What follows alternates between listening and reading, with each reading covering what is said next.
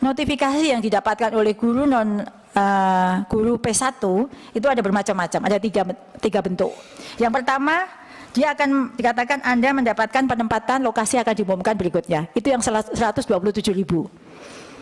Sedangkan jika pelamar prioritas 1 yang tidak tersedia kebutuhan, yang tadi di gambar 41.000 itu, notifikasinya adalah Anda tidak dapat melanjutkan. Sebenarnya dia juga bisa mendapatkan tempat jika daerah membuka. Tapi notifikasi yang dia terima, dia tidak dapat melanjutkan ke seleksi berikutnya. Dan yang pelamar P1 yang mendapatkan kesempatan untuk turun status, notifikasinya adalah seperti ini. Jadi ini adalah yang mungkin sekali dikirimkan oleh Bapak Ibu guru kepada Bapak Ibu pimpinan semua dan anggota. Ini saya bagaimana, kok tulisannya seperti ini. Inilah yang penjelasannya, bahwa sebenarnya 127.000 itu sudah aman, kemudian 11.000 akan aman, dan 41.000 yang masih harus nunggu tahun depan. Nah, Bapak Ibu yang saya hormati, di slide berikutnya, ini juga sedikit mempengaruhi juga hasilnya, karena mekanisme kan ada mungkin pertanyaan kepada Bapak Ibu semua, saya juga lulus PG dari swasta, kenapa yang itu diterima saya belum? Nilainya lebih tinggi saya, begitu ya? Mungkin karena di dalam Permenpan RB diatur bahwa prioritas penempatan untuk yang lolos PG diatur berdasarkan urutan THK 2 dulu, jika masih ada honorer negeri, jika masih tersisa lulusan PPG, baru swasta. Ini adalah urutannya, sehingga mungkin swasta belum mendapatkan tempat, tapi sebenarnya lulusan swasta lulus PG tahun 2021 semua diakomodir. Tidak ada perbedaan untuk ini karena mereka sudah berhak dan dinyatakan lulus.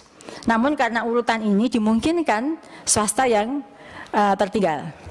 Kemudian setelah urutannya adalah seperti yang tadi saya sebut, jika ada yang sama di THK 2 gitu, nilainya sama, maka dilakukan lagi pengurutan.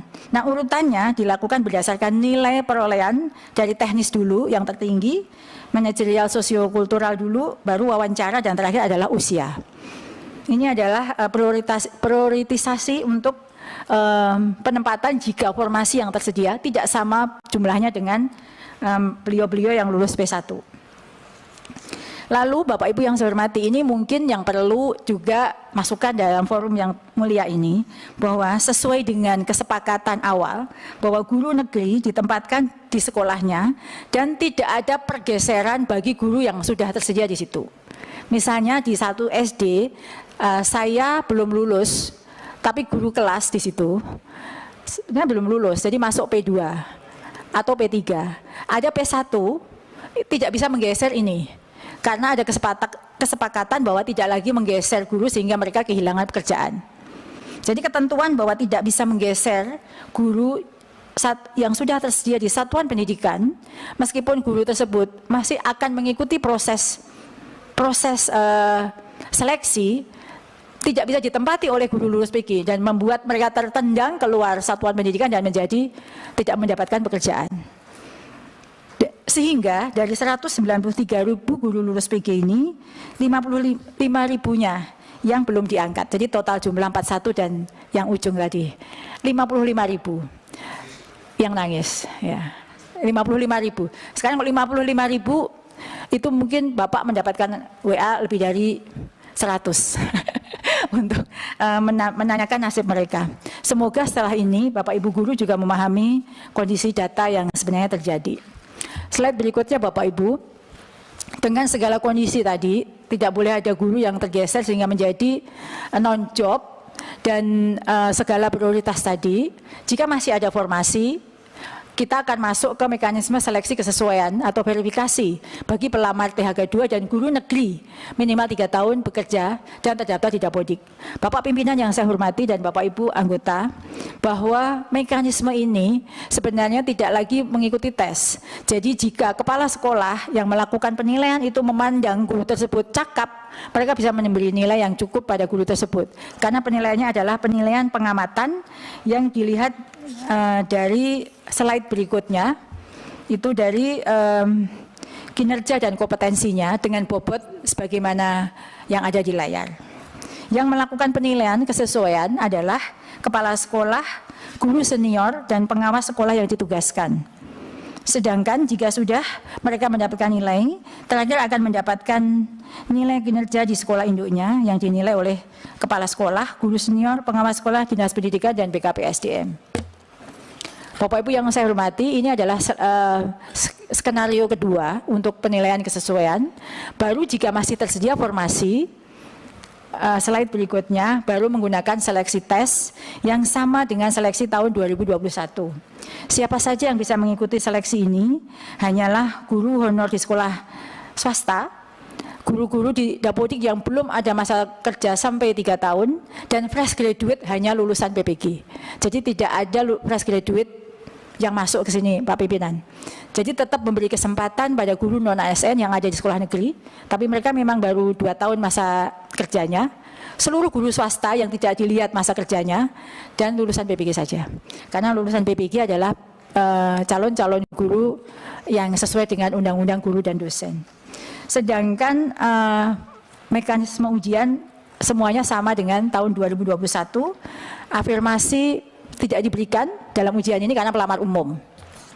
Mereka adalah pelamar umum semua atau fresh graduate. Dan slide berikutnya, kami laporkan bahwa lini masa seleksi guru ASN P3K tahun 2022 ini adalah sebagaimana di layar, bahwa saat ini adalah sedang persiapan, pengumuman pengangkatan bagi guru lulus PG.